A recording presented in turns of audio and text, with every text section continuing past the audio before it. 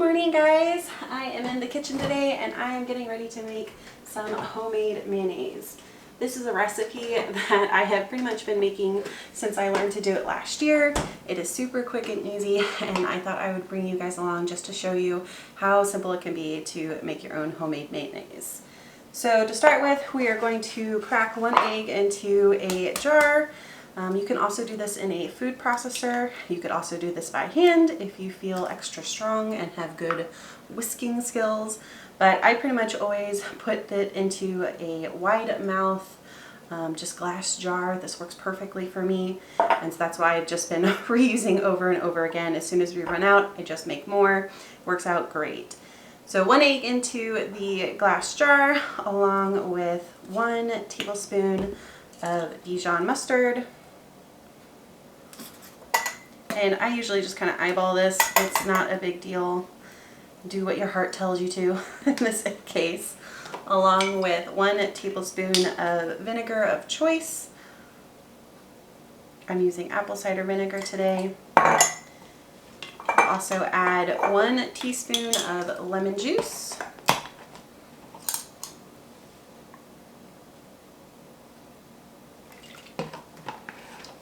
And 1 good pinch of salt. One of the reasons this recipe is so easy to remember is because it's all ones. 1 egg, 1 tablespoon, 1 teaspoon, 1 pinch. Super simple. Before we add our oil, I go ahead and mix this up in the jar with my hand blender.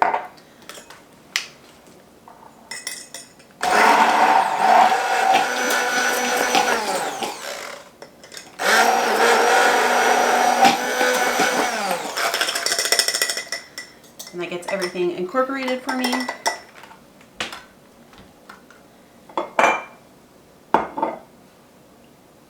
And then 1 cup of oil is what's needed. I kind of eyeball how much is in there and figure out about how much 1 cup is. I know from making this recipe about where I need my final amount to be at. So I'm just going to turn this on and stream in my oil until I get to the consistency that I like.